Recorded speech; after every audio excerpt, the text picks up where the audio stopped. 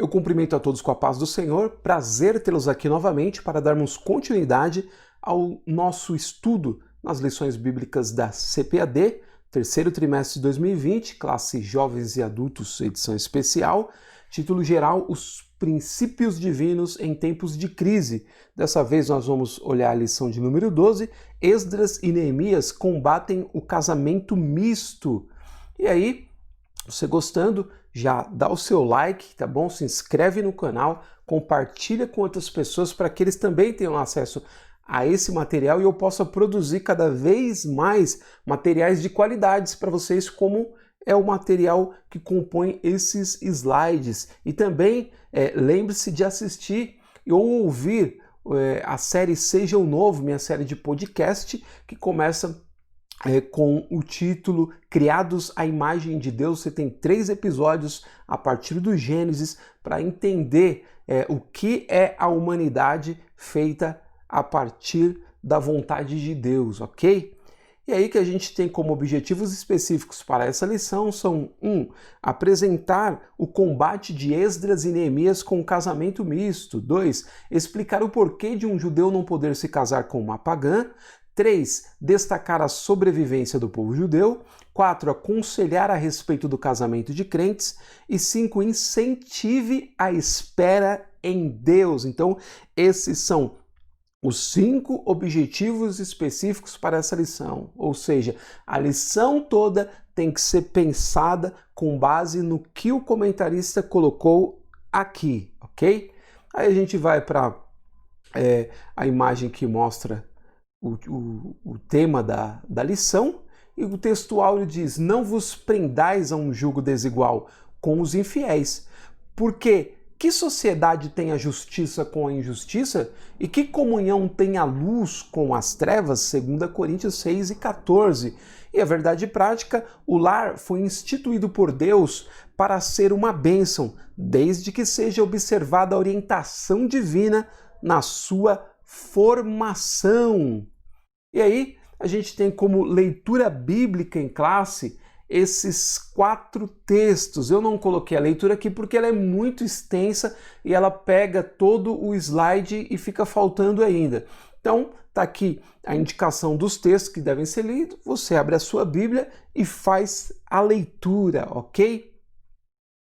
Aí a gente tem a introdução da lição que diz o seguinte: nesta lição iremos estudar o grave problema do casamento entre judeus e mulheres pagãs. Veremos a enérgica ação de Esdras e de Neemias para solucionar este problema e também o que a palavra de Deus diz sobre o assunto. Então a minha parte de destaque é a primeira parte que está em vermelho, ok? E aí, nos tópicos, o primeiro a gente tem Esdras e Neemias combatem o perigo do casamento misto. Depois, por que um judeu não devia casar com uma pagã? Em terceiro, a sobrevivência do povo judeu. Quarto, uma palavra final sobre o casamento dos crentes. E 5, espera em Deus. Então, olha só que interessante, esse slide eu pensei ele justamente para isso, para que ele pudesse ter uma combinação da introdução com os tópicos, para que você não se desvie daquilo que é proposto na lição e possa se concentrar melhor, tendo um caminho mais assertivo para pensar a lição, tá? E eu torno a lembrar aqui a cada um de vocês que eu não dou pré-aula.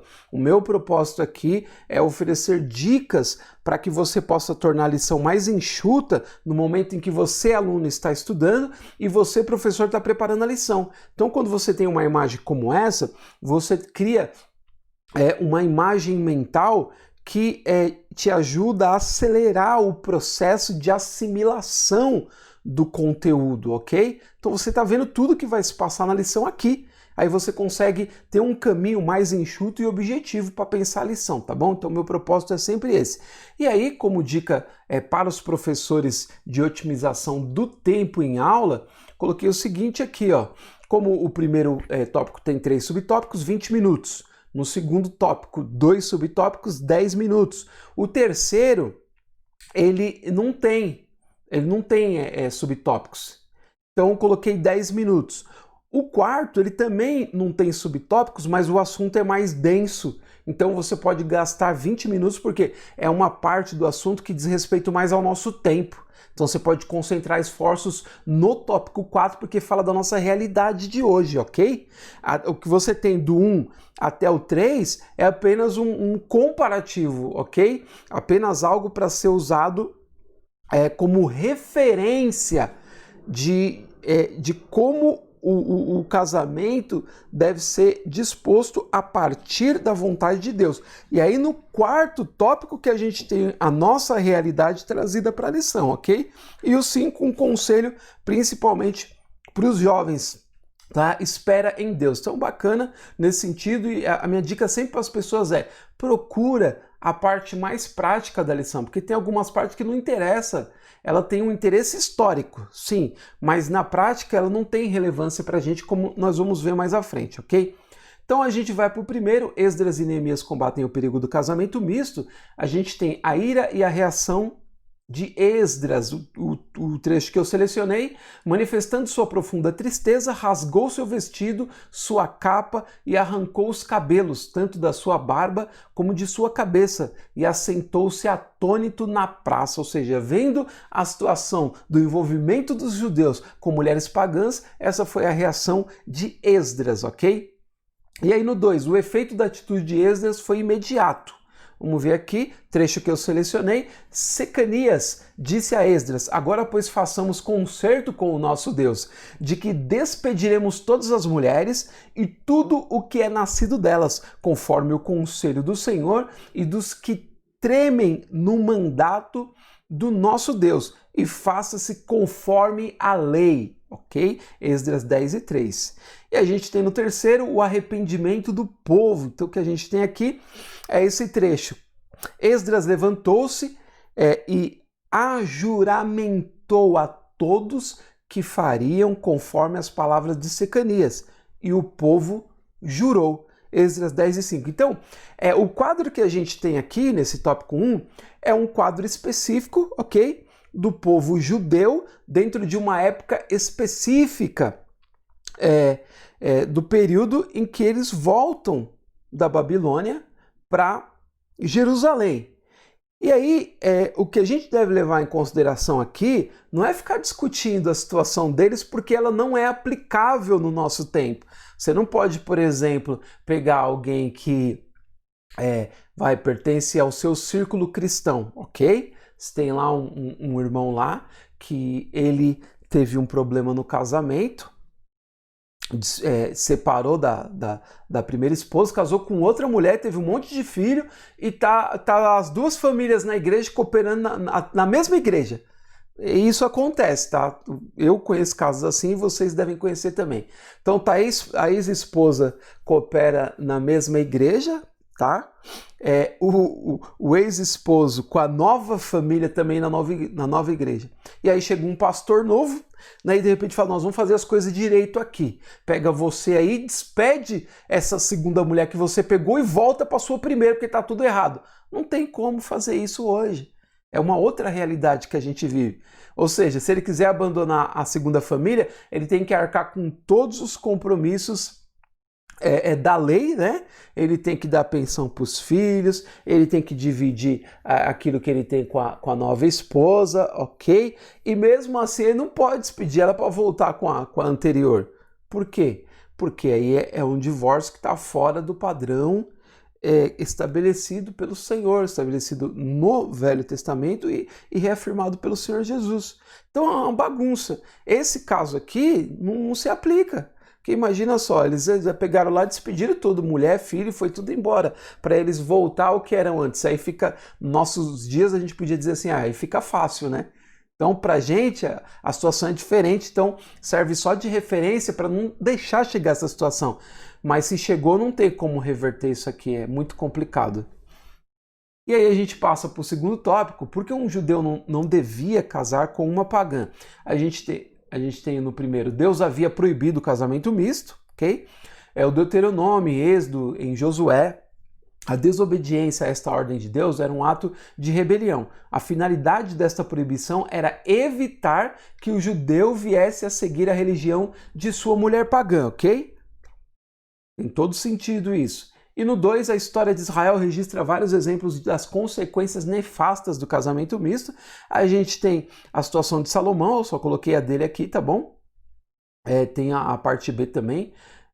Mas essa A fala o seguinte: Salomão, filho de Davi, rei de Israel, o que construiu o grande templo em Jerusalém, contaminou-se por causa dos casamentos com mulheres pagãs. Elas perverteram seu coração e ele passou a seguir os seus deuses estranhos. 1 Reis 11, 1 ao 9. Como consequência de seu pecado, no reino de seu filho Reoboão, as 10 tribos do norte separaram-se e constituíram-se em um reino independente sob a liderança de Jeroboão, 1 Reis 12, 16 ao 19. Se a gente for discutir tanto a situação de Salomão, como também a situação de Davi, a gente vê que dentro do padrão estabelecido por Deus, eles estavam completamente fora. Davi até entra naquela situação do homicídio que ele arquitetou, né? Ele foi um mentor de um homicídio, né? De Urias para ficar com a sua mulher Betseba. E uma situação horrenda que a Bíblia não esconde nada e relata, e diz o Senhor que suscitaria o mal dentro da casa dele. E ele sentiu esse drama todo na vida dele. E Salomão fez pior ainda que seu pai, casou com 700 mulheres, tinha 300 concubinas, e realmente é uma situação insustentável. Tudo bem, casamentos políticos, não interessa. O fato é que eles tinham muitas mulheres, desse aspecto, eles estavam completamente fora da vontade de Deus. Então era algo, vamos dizer assim, tolerado por Deus, mas não era o proposto pelo Senhor. E nem hoje isso é cabível, né? Então essa é uma situação que realmente trouxe prejuízos enormes para ele. Salomão se desviou da presença de Deus de tal forma que alguns estudiosos da Bíblia dizem que ele chegou a experimentar até relacionamento com pessoas do mesmo sexo, né? Alguns propõem isso porque ele diz em Eclesiastes, né, que ele experimentou de tudo. Então, com base nisso, muita gente acaba dizendo isso. Mas o caso é que, seja lá, seja cá, a questão é que quando a gente começa a misturar muita coisa, que é a nossa tendência natural para o pecado, né, a nossa tendência para as coisas erradas, a carnalidade começa a tomar força e a gente perde o padrão de Deus, porque o padrão de Deus é um padrão elevado, é um padrão santo, é um padrão que leva em consideração aspectos morais e éticos que uma pessoa só consegue vivenciar se estiver inserida em Cristo, para que Ele a ajude a vencer as forças da carne. Então a questão é essa daqui. E aí no próximo, no terceiro, a gente tem a sobrevivência do povo judeu. Ele vai dizer o seguinte, peguei o trecho inteiro aqui, tá bom? Porque ele é pequeno, não tem subtópico, tá? Não estranha não, porque não tem nenhum, nem dois, é só isso aqui. Existem judeus até os dias de hoje, porque, embora espalhados por quase todos os países do mundo, não se misturaram com os povos, no meio dos quais passaram a viver, conservando-se sempre separados. Esse é o resultado da obediência à orientação dada à lei divina, que inspirou outras leis que regem os judeus em todo o mundo, as quais proíbem que uma pessoa judia se case com uma não judia. A preservação do povo judeu é considerado um milagre quando se avaliam as tremendas perseguições que sofreram durante séculos em muitos países, como, por exemplo, Espanha, Polônia e Inglaterra, por ocasião da Segunda Guerra Mundial, o nazismo na Alemanha. A verdade é que, mesmo que eles tenham nos nossos tempos esse envolvimento, o que preserva eles de verdade é a promessa de Deus de fazer permanecer o remanescente, né? Então a promessa de Deus é ela que tem primazia e sustenta o povo judeu. E nós sabemos que existem muitos judeus famosos, inclusive no nosso país, que são casados com mulheres não judias, ok? Então a gente não tem como dizer que eles são totalmente separados. Existem muitos judeus no mundo inteiro casados com mulheres que não são judias ou que, de repente, se converteram ao judaísmo depois que se relacionaram com eles, mas existem outros que até hoje são casados com mulheres não judias e que são até de outra religião, né? Então é só pesquisar que você vai encontrar um monte aí. A causa principal, então, é a sustentação de Deus por causa da sua promessa de preservar o remanescente e salvá-los por ocasião do momento em que eles vão reconhecer o Messias, tá? E dizer também que muitos judeus já reconheceram o Senhor Jesus, né, como Senhor e Salvador, que são chamados os judeus messiânicos. Mas nessa questão, o que o autor está querendo colocar em relevo é que eles, no todo, né, de uma forma geral, têm se preservado de se associar com as pessoas de outras religiões, ok? Ou que não sejam judias de nascimento, preservando uma raiz mais natural daquilo que eles foram chamados, ok? Aí a gente vai para o tópico 4, uma palavra final sobre o casamento dos crentes. E é aí que entra a parte prática para nós, né, que servimos a Deus nos dias de hoje, sob a autoridade do Senhor Jesus Cristo e pela orientação do Espírito Santo, ok? O trecho que eu selecionei diz o seguinte: a orientação que a Bíblia dá ao crente quanto ao casamento e fica livre para casar com quem quiser, contanto que seja no Senhor, ou seja, entre crentes. 1 Coríntios 7,39. A Bíblia explica em 2 Coríntios 6, 14 e 17 as implicações da expressão no Senhor. E cada crente que estiver pensando em casar-se deve meditar profundamente sobre este texto. Que Deus guarde cada crente de algum dia aceitar um jugo desigual com um infiel, porque assim como o casamento na direção do Senhor enseja a possibilidade de uma felicidade sem limites, o casamento de um crente com um descrente, com muita probabilidade, será uma infelicidade. Casamento é uma união total entre homem e mulher. Jesus disse, não são mais dois, mas uma só carne. E aí, gente, aqui eu acho que assim, a minha recomendação para todos vocês, tanto alunos como professores, é que guardem a maior parte do tempo para esse trecho. Porque ele está associado à realidade que a gente vive hoje, né? A igreja evangélica brasileira, depois que começou a se multiplicar em diferentes denominações, né, quando eram só as clássicas, vamos dizer assim, as tradicionais, né, históricas, como presbiteriana, batista, congregacional, luterana, e depois as clássicas pentecostais, como a Assembleia de Deus, como a Deus é Amor, como Brasil para Cristo, né, no começo. Eram igrejas extremamente fechadas, rígidas, né? E esse sentido do casamento era muito reverenciado. Hoje, a gente vive no nosso meio uma situação completamente diversa, porque nós conhecemos pessoas, eu conheço, vocês também conhecem, que se separaram, né? E eu conheço casos terríveis de pessoas que se separou, por exemplo, a mulher se separou do marido. Aí ela começou a se relacionar com o marido de outra irmã, e esse marido de outra irmã se separou da outra irmã para ficar com essa irmã, ok? E ficou do lado de lá a esposa sem marido e do lado de cá o esposo sem mulher.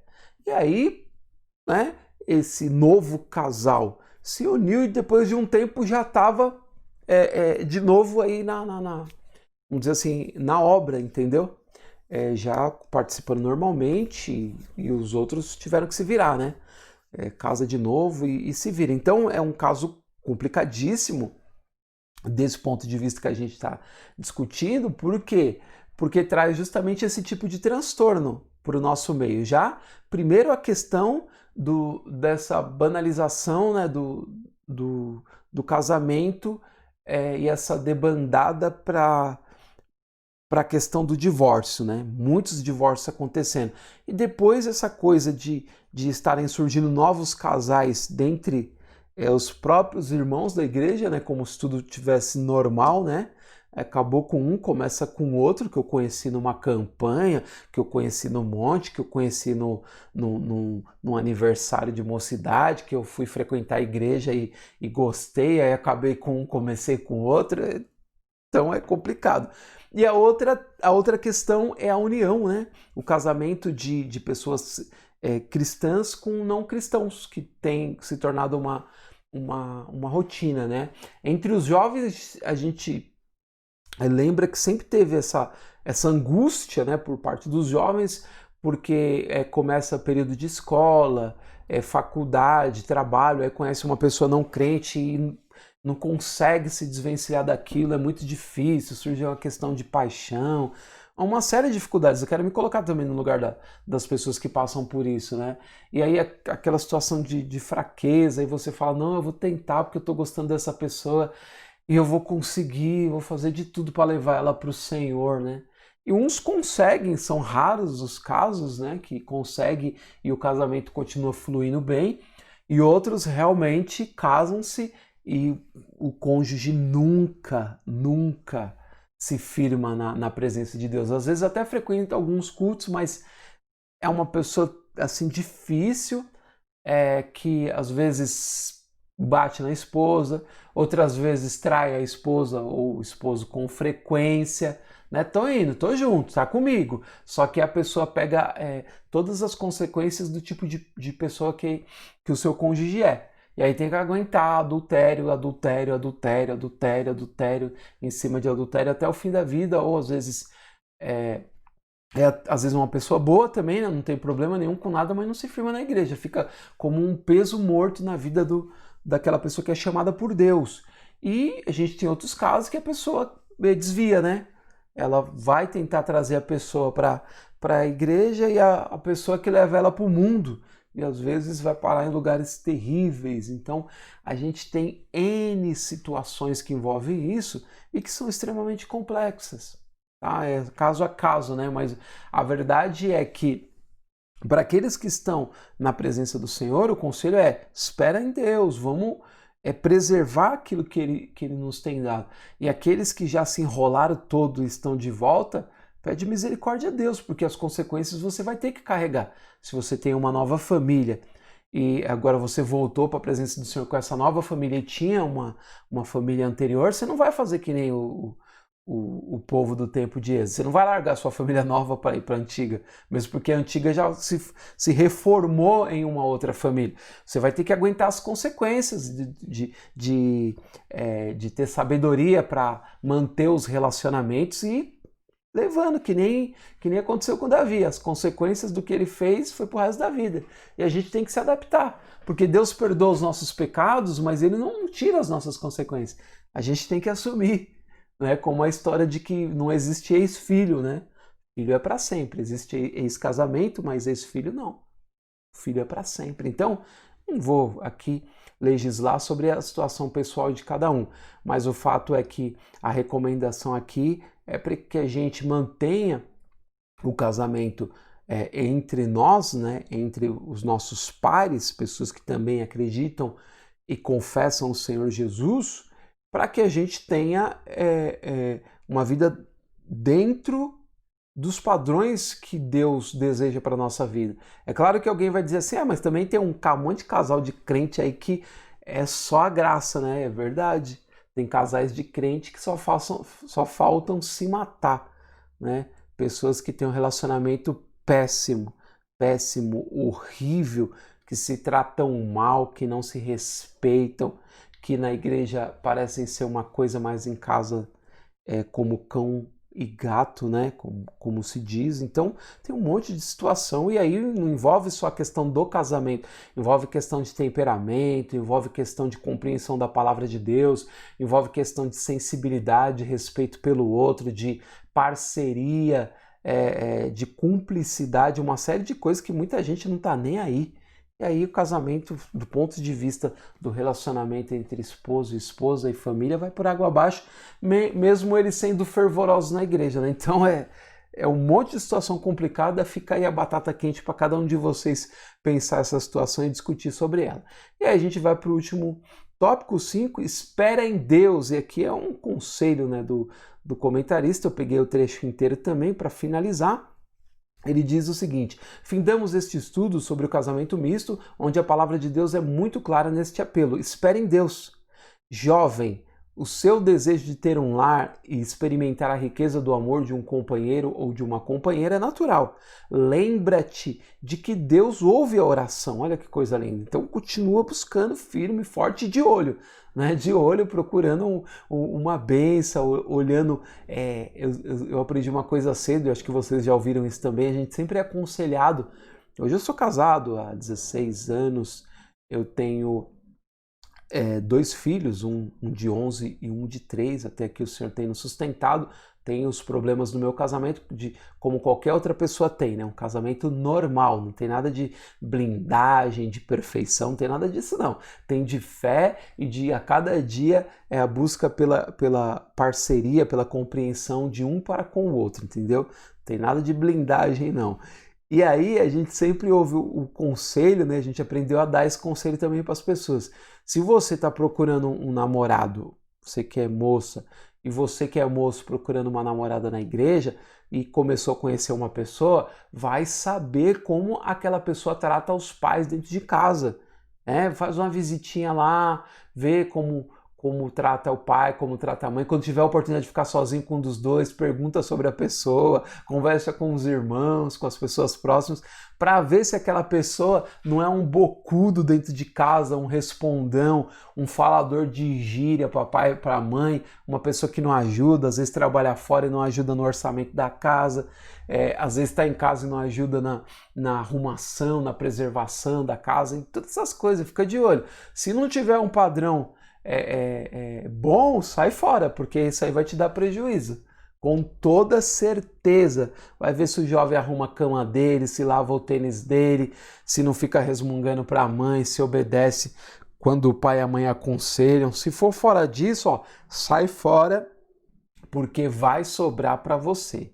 Aí na sequência ele diz o seguinte: quando Eliezer orou pedindo que Deus mostrasse quem seria a noiva de Isaac, recebeu uma gloriosa resposta, Gênesis 24, 12 ao 27. Glória a Deus! Uma escolha precipitada, olhando somente para o que está diante dos seus olhos, pode impedir que recebas aquele ou aquela que Deus tem preparado para ti. Entrega, pois, a tua vida e o teu futuro a Deus.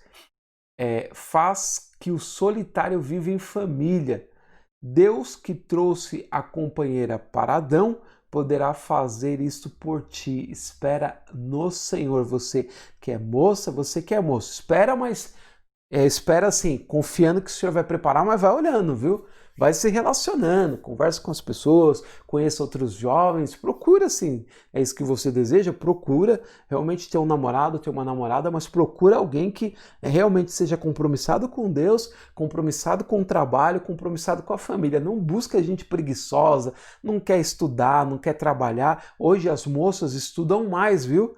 Do que os moços, então presta atenção nisso. Tem muita moça aí formada, crente, com 2, 3 faculdades, pós-graduação, trabalhando em grandes empresas, não quer saber desses moços de igreja, porque muitos deles são vagabundo, não quer trabalhar, são preguiçosos, só quer ficar fazendo coisa inútil, ficar em rede social o dia inteiro, assistindo um jogo, falar para fazer um curso gratuito até, não sei, vou ver, e não vai para frente, aí depois você casa com um desse aí, você vai sustentar pro resto da vida e não vai poder fazer as suas coisas. Então tenho visto muita moça desistir de casar por causa desse tipo de jovem que tem na igreja, ok? Então vamos procurar melhorar nesse aspecto, para quê? Para receber a bênção completa de Deus, tá bom? Então espero ter auxiliado de alguma forma vocês, uma lição bem descontraída. O meu propósito é só dar dicas mesmo, para que você mesmo debruce sobre a lição e rala, né? Para crescer no conhecimento. Esse negócio aí de ficar esperando professor de EBD para te ensinar, para você ficar absorvendo só o que ele tem para te passar, é um retrocesso. Você precisa pegar o que ele tem, mas evoluir por você mesmo. É isso que Deus tem preparado para você crescer junto e depois tá dando aula para os professores, para a gente, entendeu? Um dando aula para o outro e aprendendo um com o outro. É esse o nosso propósito. Agora, esse negócio aí de ser eterno professor e quem está ouvindo eterno aluno, isso aí é papo furado, gente, pelo amor de Deus. Vamos avançar e vamos se multiplicar como tutores, como ensinadores, para que outras pessoas sejam alcançadas também, incentivadas nesse sentido, tá bom? Desejo a todos uma excelente aula, espero vocês na semana que vem, se Deus quiser. Muito obrigado e até lá!